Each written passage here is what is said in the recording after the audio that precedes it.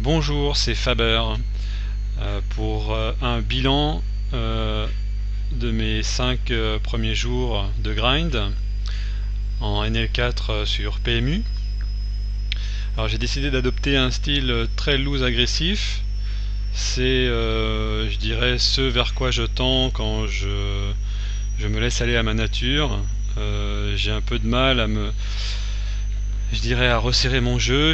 Voilà, si je laisse aller le naturel, je tends plutôt à jouer large et agressif. J'ai longtemps cru que c'était pas possible et que c'était EV- en petite limite jusqu'à voir les vidéos de Peanuts qui m'a convaincu que c'était sûrement possible, notamment son bilan de coaching avec Wonderboy qui est super bien, que je conseille à ceux qui n'ont pas encore vu de regarder. Donc depuis lundi à peu près je grind. Donc mes stats sont là, 38, 33, 14% de 3 bêtes. Donc j'ai gagné pas mal, mais bon j'ai fait que 5000 mains, c'est pas encore très significatif. J'ai bien run au début, un peu moins sur les dernières sessions, mais bon, globalement là, mes objectifs principaux c'est la maîtrise émotionnelle. C'est un jeu très high variance avec beaucoup de pots compliqués, donc l'important pour moi c'est de maîtriser les émotions, de ne pas m'emballer et de finir les sessions aussi zen que je les commence et de prendre du plaisir. Alors en adoptant ce style de jeu j'ai 3 règles. Donc c'est d'essayer, première règle, d'essayer de jouer beaucoup les fiches en position. La deuxième règle c'est d'essayer de pas me level, c'est-à-dire de ne pas imaginer que des gens, des règles ou des fiches, peu importe, se mettent à jouer plus contre moi parce que je suis aggro. Essayer vraiment d'avoir d'abord des showdowns et des preuves qui sont en train de sortir de leur zone de confort avant de vraiment essayer moi-même de m'adapter pour pas faire d'erreurs grossières. Donc c'est 2 règles qui sont encore dures à respecter. Là encore récemment j'ai joué contre un reg que je 3 bêtes et qui colle juste et qui me raise en position, qui raise mon 6 bêtes en position sur un flop dame 7-7 et moi j'ai as 10 et clairement c'est le genre de spot. Bon, le gars joue 14-12, c'est le genre de spot où il est soit loin devant soit loin derrière, il a jamais vraiment de raison de raise. Et donc je chauffe en me disant qu'il est souvent dans la même réflexion que moi, en se disant que moi j'ai pas souvent grand chose. Donc il décide de me raiser en bluff et bon, il m'instacole avec les dames, évidemment il était nuts. Et donc là je me suis level en fait en me disant que bah, c'est un reg, donc il doit avoir ce genre de réflexion, alors qu'en fait non, il jouait la force de sa main, il avait une grosse main, il a mis cher parce qu'il a l'habitude en micro limite d'être payé comme ça par moins bien souvent, donc il garde toujours la même ligne. Et j'ai pas attendu d'avoir vraiment de preuves qu'il était en train d'essayer de me playback avant d'essayer de m'adapter, ça m'a coûté cher. Pour ce qui est donc je disais, donc la première règle c'est jouer en position, donc ça aussi j'ai eu du mal à le respecter. Je me suis mis à être beaucoup trop loose, comme ça a bien marché au début, j'ai encore plus loosifié et j'ai joué notamment beaucoup trop hors de position, ça m'a coûté cher aussi. Donc j'essaye vraiment de resserrer en position, que ce soit les open ou les 3 bêtes. Parce que c'est des spots qui sont vraiment compliqués. Je comprends de mieux en mieux pourquoi c'est important la position. C'est vraiment trop chiant de jouer, que ce soit contre des fiches ou des règles, de jouer des pots comme ça hors de position. Trop souvent, c'est vraiment pas confortable. Voilà. Et la troisième règle que j'ai oubliée mais qui va me revenir. Donc la première, c'est jouer contre les fiches en position.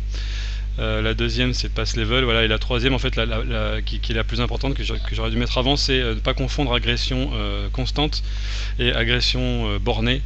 C'est-à-dire c'est pas parce que j'ai décidé de jouer des mains un peu light souvent que je dois forcément partir sans arrêt en 3 barrels light, etc. Je joue beaucoup, j'agresse beaucoup pré-flop, au flop, et je 2 barrels très rarement en bluff, quasiment jamais, à moins qu'il y ait vraiment l'occasion s'y prête, que je sois en position face à un seul joueur, que la turn soit une carte sympa, etc.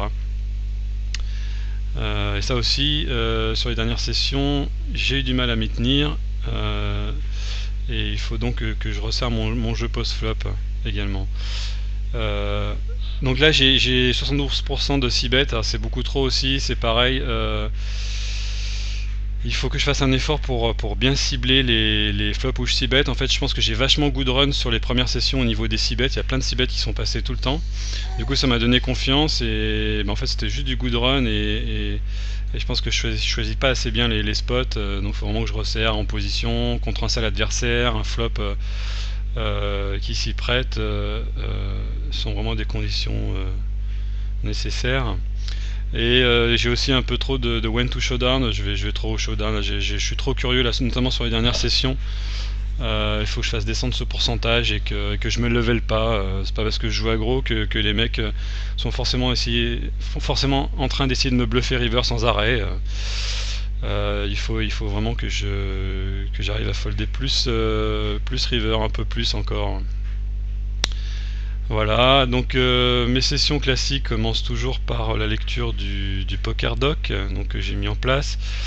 Donc voilà, j'ai mis ma BR au début, 41, donc là je suis monté à 240 parce que j'ai chaté un MTT. J'ai fait quelques gains aussi donc en L4, donc je joue toujours en L4, donc j'ai 240 de BR je crois. Voilà, donc là je suis descendu à 230. J'ai perdu un petit peu aujourd'hui, donc 2 cave et demi. Donc je joue bien relais, c'est ce qui me convient pour mon jeu bien loose agressif. J'avais l'idée de tenter un shot en NL10, mais finalement non, je préfère rester bien voir relais pour pouvoir bien être à l'aise dans mon jeu loose aggro. Ça c'est mes objectifs. Je pensais jouer 45 000 mains parce que je pensais jouer 1500 mains par jour et en fait ça va pas, je sais pas du tout ce que j'arrive à faire. Globalement là j'ai fait 5000 mains, j'arrive à faire 1000 mains par jour quoi. C'est ce que j'arrive à faire et vraiment en étant un peu au taquet je dirais, hein. J'ai une grande famille etc. Bon j'ai vu un peu large mais enfin je vais attendre la fin du mois pour rectifier ça. Donc voilà, 10 minutes d'échauffement, 10 minutes de bilan, c'est important, je le fais à chaque fois, et puis 2 heures par semaine à travailler mon jeu. Bon, j'ai mis ça à notre indicatif, je sais pas vraiment combien de temps je consacre, je regarde pas mal de vidéos, donc ça se trouve c'est plus, ça se trouve c'est moins, je sais pas. Donc mes notes techniques du moment. Donc voilà, j'avais tendance, je pense, là j'ai commencé à ouvrir un peu trop post-flop, donc je me disais qu'il fallait voilà, donc, globalement resserrer mon jeu pré-flop et post-flop, notamment éviter le hors-position. Donc j'avais un problème au début que j'avais depuis longtemps. Que faire face à un fiche qui donc bête. Voilà, je suis le relanceur initial par exemple le fiche paye dans les blindes. Et puis donc bête comme ils font souvent une blinde ou deux blindes dans 8 blindes, 9 blindes, 10 blindes. Il donc bête et qu'est-ce que je fais alors que moi j'ai peut-être deuxième paire ou troisième paire en main ou deux over ou je sais pas trop quoi faire. Ça a toujours été un problème, je ne sais jamais comment m'adapter à ça. En fait maintenant j'arrive assez bien à savoir que je fais ça selon mon équité. Si j'ai vraiment aucune équité, genre j'ai pas d'over, j'ai pas de paire, j'ai rien du tout, je give up juste, quoi, je fold et puis c'est tout. Si j'ai une grosse équité, je vais relancer bien sûr, hein, si j'ai lourdement touché le flop. Et puis si j'ai un petit peu d'équité, je vais la jouer passivement, je vais call, je suis en position, j'attends, je vais voir ce qu'il va faire. Et puis pas hésiter par contre aussi, s'il fait ça, turn et river, pareil je vais passivement. Et puis river, pas hésiter aussi si par exemple je sais pas, admettons j'avais deux over. Je colle ça, il donc bet une bébé ou deux bébés au flop, je paye, il fait la même chose turn, je paye, river il recommence, il remet une bébé ou deux bébés dans 20 bébés. Pas hésiter à transformer la main en bluff parce que j'ai pas d'équité au showdown, donc ça marche assez bien finalement. Balancer un gros pâté, balancer une relance pause par exemple.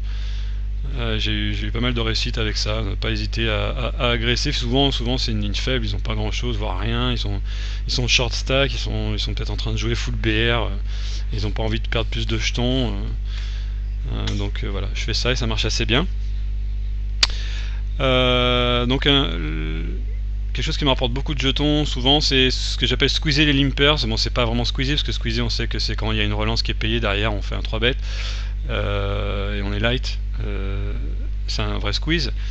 Là c'est quand il y a un limper, deux limpers, trois limpers, je suis en position, boum, je balance un pâté, peu importe à la limite la main quoi, avec une hauteur dame, hauteur roi ça suffit, et ça gagne beaucoup, et sinon j'arrive souvent à isoler et puis à prendre le pot au flop ensuite sur un 6-bet.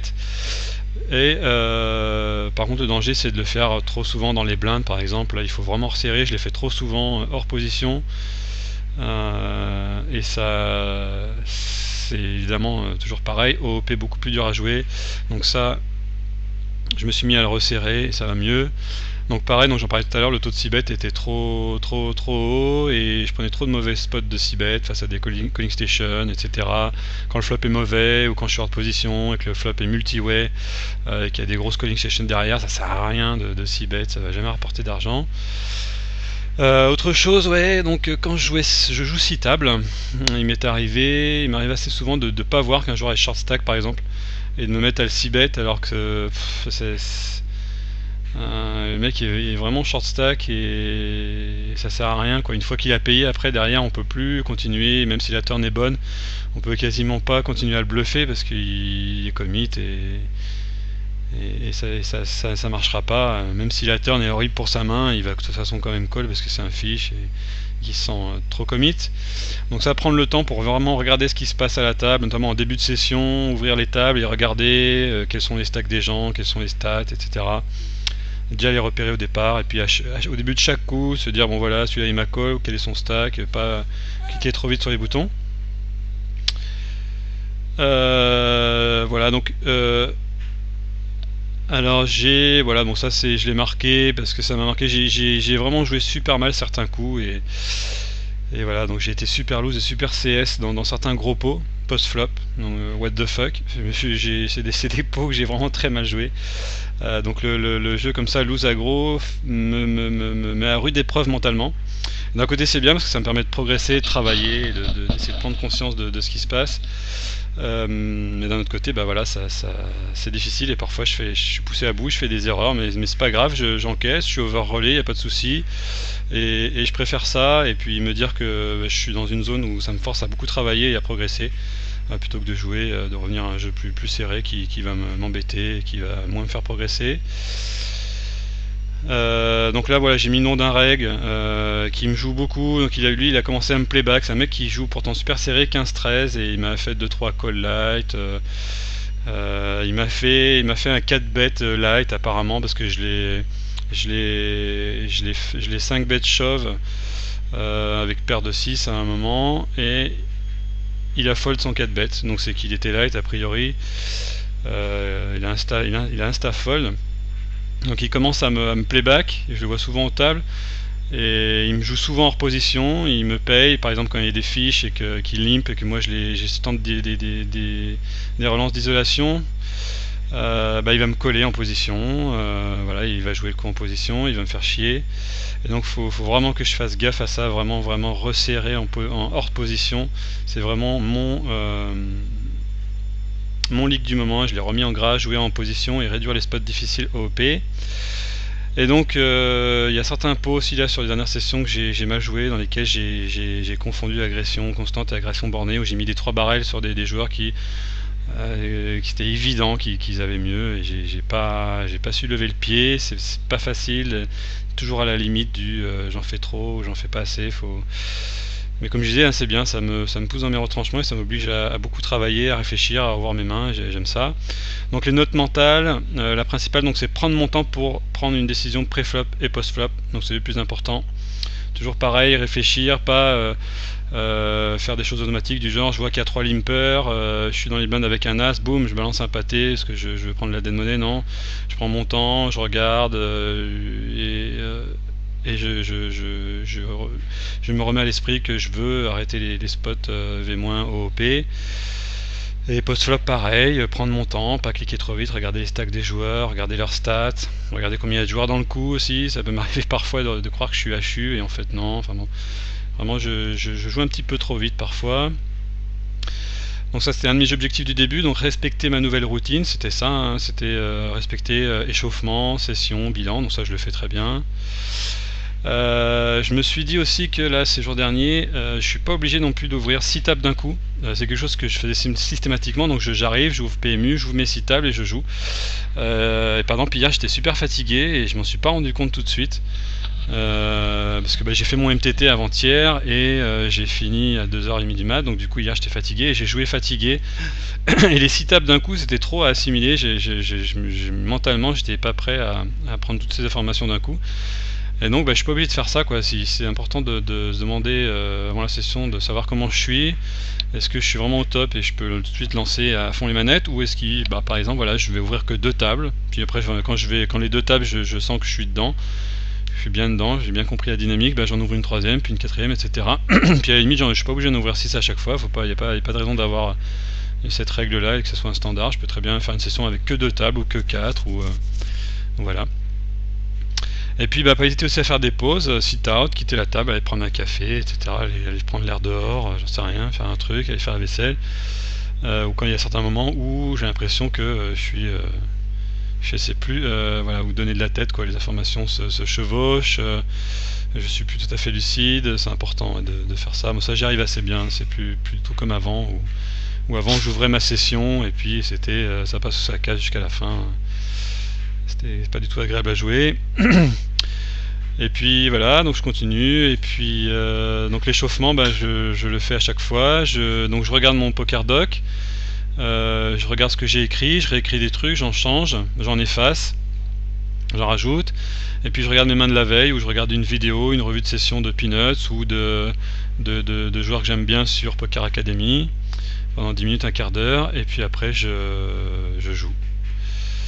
Voilà, et puis après je continue, voilà, j'essaye de jauger, ça c'est pas très facile, savoir à quel moment on a été en A-game et à quel moment on a été pas bon. Parce que justement quand on n'est pas bon, c'est qu'on s'en rend pas compte. Si on s'en rend compte, c'est qu'on est encore suffisamment lucide et qu'a priori on est capable de gérer et de rectifier. Mais globalement voilà, là en début de session, par exemple sur la dernière session, j'ai mis 20% de 6 games tilty parce que donc je me suis level contre ce reg, c'est ce que je disais tout à l'heure. Il m'a raise sur un flop dame 7-7, voilà, et je l'ai shove en me disant qu'il n'y avait aucune raison de me raise s'il était nuts, et qu'en fait si il était nuts, donc ça m'a fait tilter un peu. Et derrière je fais un check raise à tapis sur 2 joueurs sur un flop où j'ai tirage quinte flush, donc je joue 15 cartes et ça passe pas, et j'étais à 150 BB deep et l'autre joueur aussi, et ça m'a mis un peu en tilt aussi, pas trop, mais du coup après j'étais un petit peu excité, j'étais un petit peu pas bien, j'étais perdant du coup, et voilà, là, mentalement là, un de mes leaks aussi, c'est que j'ai beaucoup de mal à gérer les sessions quand je suis perdant. Je peux pas m'empêcher par exemple de mettre mon HEM et puis de regarder la session où est-ce que j'en suis, de voir est-ce que je suis gagnant ou perdant, et mon mental s'en ressent, ça j'ai du mal à gérer, à me dire que c'est la variance, on s'en fout. Je peux faire une session perdante, ça veut pas dire que j'ai mal joué, l'important c'est de garder ses émotions et son e-game, et que les gains financiers sont tellement sujets à la variance qu'il faut pas trop s'y intéresser parce que ça va pas être bon mentalement. Ça j'ai du mal encore, mais j'y travaille. Donc après je fais un petit bilan, savoir comment j'ai géré mes émotions. Donc là je mets que 12 parce que toujours pareil, je suis pas capable de gérer l'idée que mes gains sont là ou sont pas là. Si je suis gagnant, c'est bon, je suis content. Et si je suis pas gagnant, je suis pas content. C'est un peu normal en même temps, mais voilà, j'aimerais bien encore un peu plus travailler ça. Bon, je pense que pour l'instant ça n'a pas trop d'influence sur mon jeu, donc je suis pas trop inquiet par rapport à ça, mais quand même je pense que certaines situations ont encore un peu trop d'influence sur mon e-game. Alors là j'ai mis par exemple ce matin, session prévue de 1 heure, j'étais gros gagnant à 10 minutes de la fin, puis d'un seul coup je suis passé perdant sur quelques spots à variance. Donc j'ai fini par prolonger, ce qu'il ne faut pas faire normalement, mais je l'ai fait quand même. Et j'ai fini finalement à moins 1,5 après 1h30 de jeu, prolongé 30 minutes alors que j'étais passé à moins 3 caves, un truc comme ça, moins 4 caves. C'était assez sick comme swing. Donc j'ai mis qu'il y avait une grosse dynamique contre un regnit et un fish aggro, et que la variance n'a pas été de mon côté. Mais techniquement, voilà, ça influe pas trop sur mon jeu au niveau des émotions un petit peu, mais pas trop non plus. Ça va, je me suis pas mis à spew complètement comme j'aurais pu. Il y a quand même une grosse différence. Moi, je suis assez dur avec moi quand je me mets 12 parce qu'il y a quand même une grosse différence par rapport à avant. Où avant, j'aurais été capable de spew 10 caves derrière, et finir la session complètement en rage, casser un verre sur le mur, etc. Il y a quand même une grosse différence où là maintenant, je continue à jouer. Je suis un peu tilty là, je suis un peu piqué, je sens que ça m'énerve. Mais voilà, je le sais, et je continue à réfléchir, et je continue à bien respirer, et ça se passe bien. Voilà, donc après je détaille, hein, on va pas tout lire. Et donc j'ai pas spew, c'est ça l'important. Et voilà, donc après quand j'ai fini, c'est dur d'accepter une session perdante. Bon. L'après-midi, pareil, j'ai une grosse perte première heure alors que je suis parti à tapis et que j'étais devant et que voilà, au showdown j'ai perdu.